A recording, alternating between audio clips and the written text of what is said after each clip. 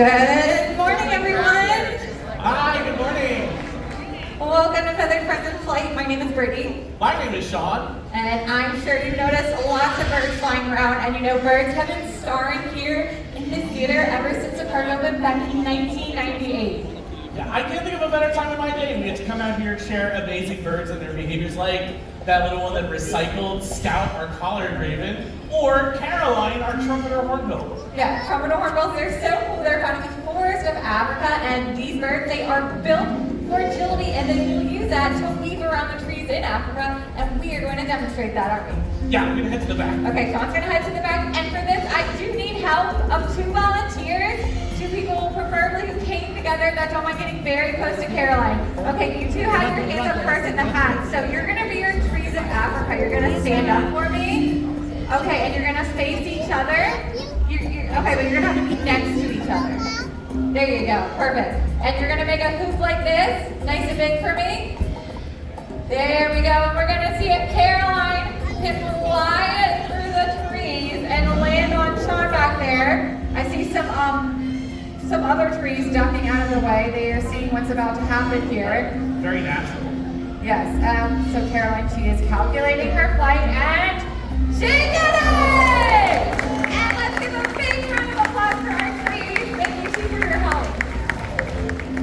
Okay, so the cool thing about that is they not only use those moves to weave around the trees, but they can also use them to catch flying insects right out of the air. It is so cool. Y'all want to see it? Too bad the dragonfly flew away.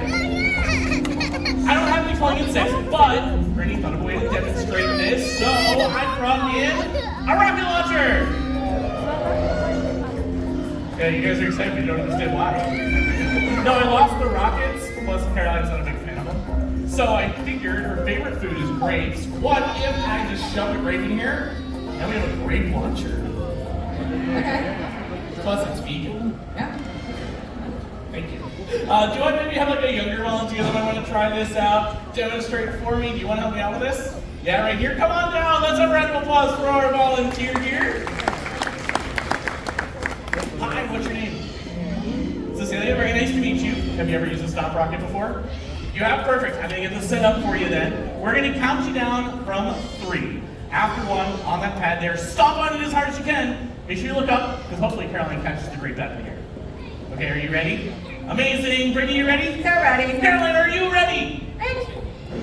All right, everyone, let's count down from 3. 3, 2, 1, go! That was amazing. Let's have a round of applause for our Rocketeer there. Okay, that worked pretty well. Yeah. And Caroline, that was some great flying out here. But we do have some more of your friends to meet. Yep, this is going to be a hop to the windowsill. One little hop. Yeah, and to the left. Slide to the left. That was Caroline the trumpeter hornbill, everyone. Okay, so we got to meet one of our birds known for their flying abilities, but we also have some birds here known for their intelligence, like this one right here, everyone. This is one of our African pine crows. Yeah, Tendo here is super smart.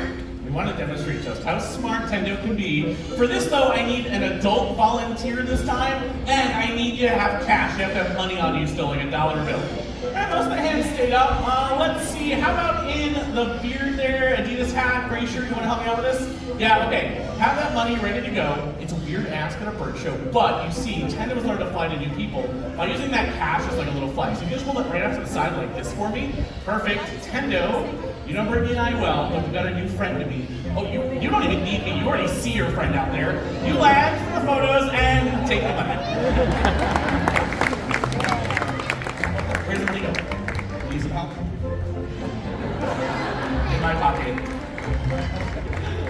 luck, Tendo. And you, sir, can have a magical day. All right, you folks over here, do you want to see what Tendo learned to do for a 20? There were some people willing to do that. No, I'm joking. We're gonna get this back to you. So if you just stand up for me once again, have your palm facing the air this time. Tendo will hopefully remember where he got this dollar from and just want to return it. When he does land, just wrap your fingertips around that dollar so it doesn't blow away. There you go, great job! And that is something you don't get to see every day. Yeah, money back at a theme park. Okay, we are going to move on and meet one of our owls. So for this though, you're going to want to get your cameras out and ready because one of our owls is going to be making super low flights all across the theater.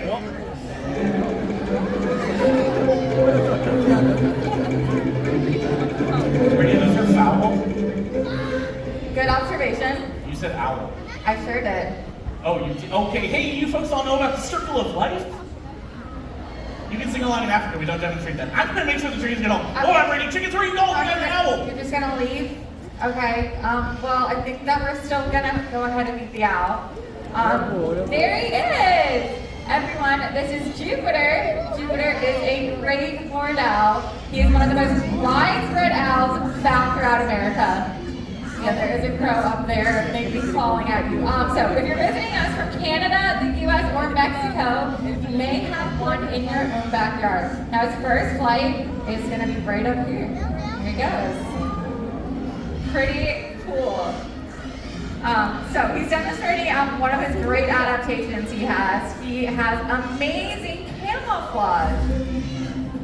Good, he uses that to blend into the background. Now his next flight is going to be across all of you in the middle, and when he does make his next flight, I want everyone to listen very closely to what he sounds like. Now if you're all wondering what's going on with that crow right there, that crow does not work here. Oh, here's his next flight. So cool, and you probably didn't hear much coming from Jupiter. So the crow, he actually has a nest over here, so he's actually making some calls at Jupiter to try to protect it. But Jupiter, I think, has it under control. They are great ambush predators. So they sit there quietly, and they're waiting for an they're waiting for an animal to approach them, and then at just the right time, they're gonna swoop on down and grab their prey using those really strong talons they have, just like he's doing right here. And that animal never had any idea that there was an owl even in the area. Now, he also has amazing eyesight. He can use his eyes to take in starlight and moonlight, which allow him to see in the nighttime. Everyone, that is Jupiter, the great horned owl. Okay. Hey, everyone. Hey, Brittany, chickens are all secure. So, we can fly the owl now. Did I miss the whole owl? No, you caught the tail end. Yeah. Polite chuckle. That's fine. Yeah. Did Brittany just share bad jokes with you about owls, or did you get cool facts too? Ooh, that's some cool facts. Can you maybe share one more though? It's like I missed them all. Put a little. Yeah, I can put a bow on it. So owls, they are super beneficial. You want them around. An owl the size of Jupiter, or even like a hawk, they can eat up to 1,000 mice in one whole year. It's super impressive. Yeah, it was actually so important when we had the owls around because that rat problem. Do you remember? Like we had. Yeah, you guys remember You all hear about the rat problem? Yeah, they were everywhere. They were everywhere. It was disgusting. That is exactly what we looked like. Sean, he was terrified of the rat. I was a little terrified, but thanks to the owls and the hawks, Yes. we did, and the rats moved out. Yeah, well, no, they got. Yeah, no, we're at Disney, so we moved out. Yeah, okay, but everybody can calm down. The rat problem is behind us now.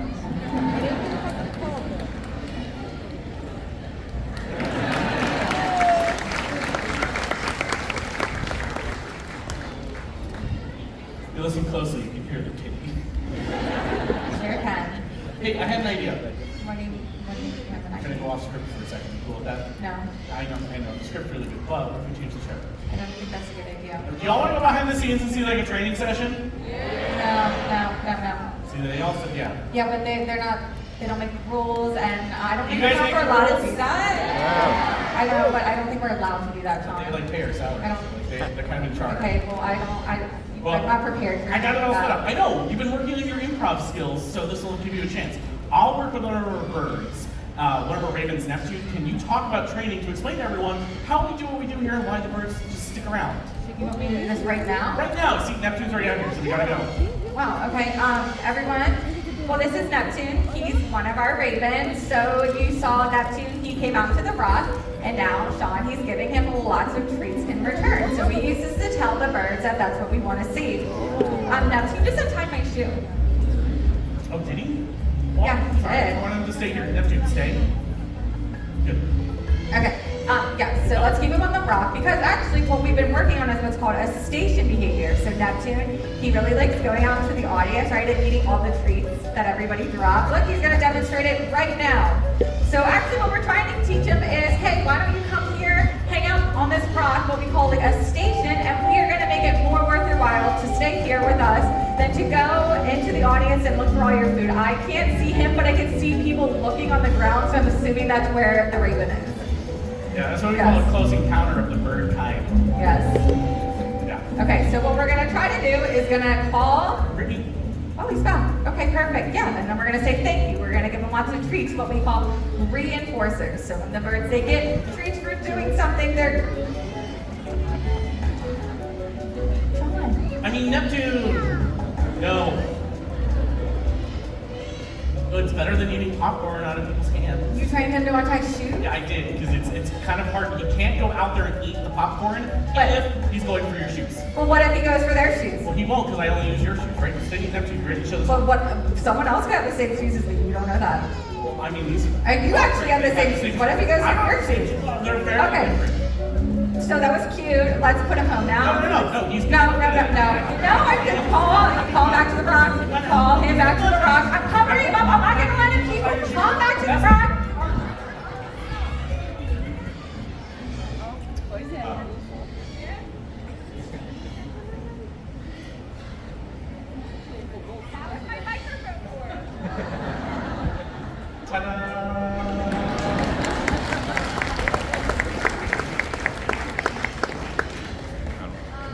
I mean, oh no.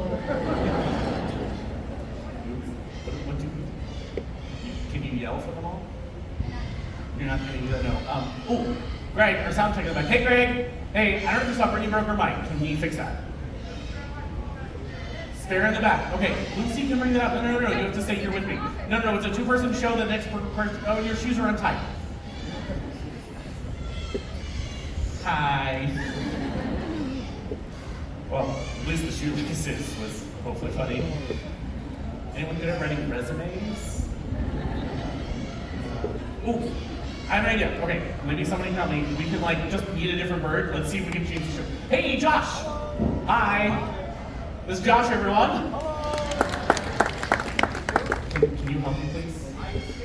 You were thinking, if we brought out... Do y'all want to meet a parrot that can talk right now? They are on board, Josh. It's an amazing idea. Okay, have y'all ever heard of a term mimicry before? No, some of you have, but a lot of you haven't. So, it's a skill that birds have. Corvids, parrots, macaws, things like that would actually help in the wild learn to communicate with each other. So, they would copy their flockmates, copy their parents, and copy the natural world around them to learn the sounds they would need to survive. Sometimes, though, when certain birds grow up in our homes, very rarely, they don't just learn how to talk like a parrot, they also learn how to mimic our sounds, too. Keto there was one of those birds, grew up in the home and learned so many different things. Josh, this is an amazing idea. So, Keto's the little bird, Josh is the large human. Thank you. Keto, thanks for coming out on short notice. Do you want to give everybody a greeting? What's your greeting? It's a tiny little one there. Keto is a... Double yellow-headed Amazon parrot. And we say it so much she learned her own species. But she's been here at Animal Kingdom for quite a while, so she's learned all the other animals we have here in the park. Like Keto, do you remember meeting the tigers? The tigers? That's a little dance. You want to dance first? Yeah? Yeah, you gotta face this way. That's not the right end. Yeah. Yeah. What about the big scary tigers?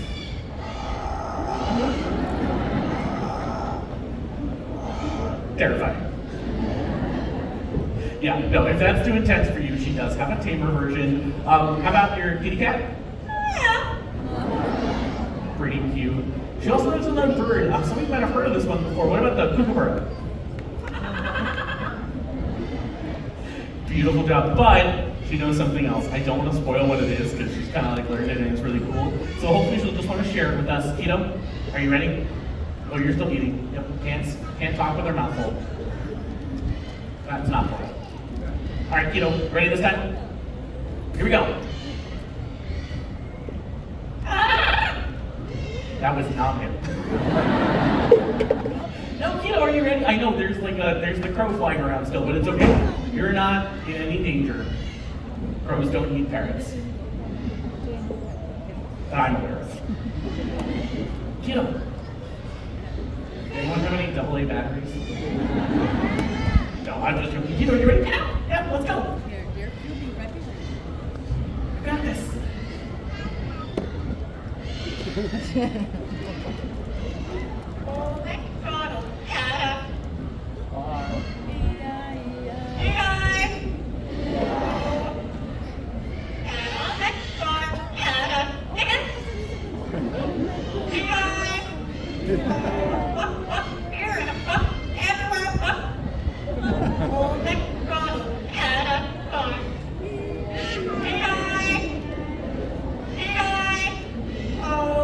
Good job, Keto.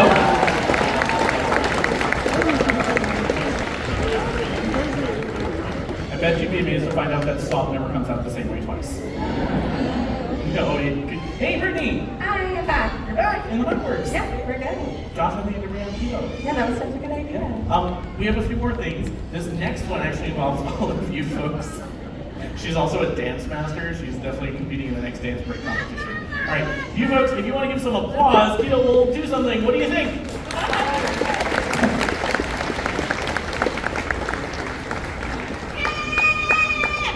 Okay, there we go. It was a little delayed because it sounds like Keto's ready to leave. Yeah. So I think it's time to say goodbye. Keto, you want to say goodbye? Bye-bye, everyone. That was Keto. And Josh the human. Thank you, Josh. Such a good idea. It was a great idea. Can I just touch on parrots? Yeah. That's real quick. All right, that looks like a lot of fun, but I gotta stress, it's not typically what happens in the home. Most parents never learn to do that, super rare. Instead, in the home, they can come with some challenges, like biting really hard, screaming really loud too, and they live a long time. A bird like Keto lives 50, 60 years, yeah. Yeah, they are a lifetime commitment for sure. Also, Sean, I have a new plan. You have a new plan? Yeah. Plan. Surprise! Okay. Everyone, this is Vlad. Yeah, he's a pterodactyl. He is a marabou stork. They are one of the largest whitest birds in the world. They're found in the savannas of Africa. He has an 11-foot wingspan. It is massive. He's going to be showing it off again right here. That is a big bird, but I gotta tell you, they serve a really important role out there in the environment. And if you folks over here in this corner wanted a closer look, I can't stop them. They're a lot like a vulture, so they're a scavenger eating all the dead stuff, carrying anything that's died out there. Really important to our environment in Africa. Not only does it get rid of that carcass, but it also stops the spread of disease, which makes sure lots of different animals stay healthy, they don't worry about being infected or anything like that. So because of what they do for us, we've given them the nickname Nature's Recyclers. Yeah, Nature's Recyclers is a great way to put it. And you know, if we all did our job at recycling, like Vlad here, the world would be a lot cleaner of a place. Okay, everyone, and now is the best part. His lightning speed exit. Wait for it. There it is. That was Vlad, the marabou stork. That was a fun change for the show. Yeah. Yeah, people got to see a scavenger, which they're so important to our environment. Since they help to clean it up and really make a change out there, I guess we think we bring help. We as humans, as a society, are one of the few animals that can really impact the environment and make a difference for so many different animals out there. Yeah, there's a lot of great examples of these, but one of our personal favorites is the story of the national bird of the United States of America, the bald eagle. Everyone, this is Hope.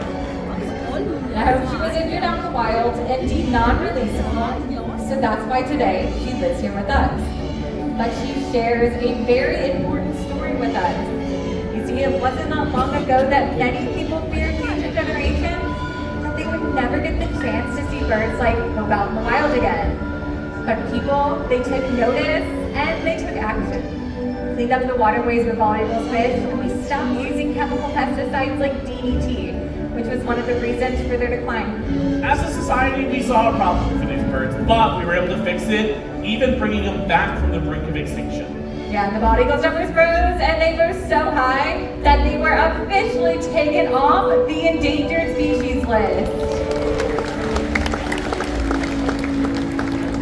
And it just goes to show the power that we all have to protect wildlife. It's an amazing story of the bald eagle, but there are animals and birds all over our planet that still need our help, like this little one here. This is Swift. Swift is a blue-throated macaw. Yeah, blue-throated macaws, they are one of the rarest species of macaws in the world. They're only found in Bolivia, and there are less than 400 individuals left out in the wild. There's a lot more people in our theater today than there are blue-throats in the wild. But we've been working with an amazing organization to help fix that. It's called the World Parrot Trust. Recently, we helped to bring 14 blue-throated macaws to Bolivia to be part of a breeding program there, so their offspring can be released into the wild, join up the populations, so one day soon we can see a sky filled with blue-throated macaws. And what an incredible sight that would be, buddy. Doesn't end there. There are so many animals out there with their own unique stories, like some of the birds you've seen in this show today. Yeah, it could even be birds you'd find in your own backyard, like, hey, our chicken here. Or our Toco Toucan Bruno. They would like to talk about it. We want to inspire you all to get outside, explore nature, and maybe you'd find some new stories to share with everyone. Yeah, very well said, Sean. And yeah, from all of us here, especially our feathered friends, we would like to leave you with one final word. May your heart stay strong, spirit soar forever. Namaste.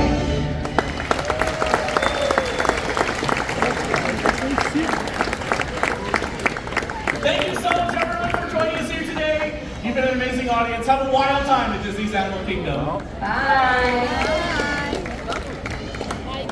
Explorers and friends, thank you for joining us for Feathered Friends in Flight. Have a wonderful rest of the day exploring Disney's Animal Kingdom.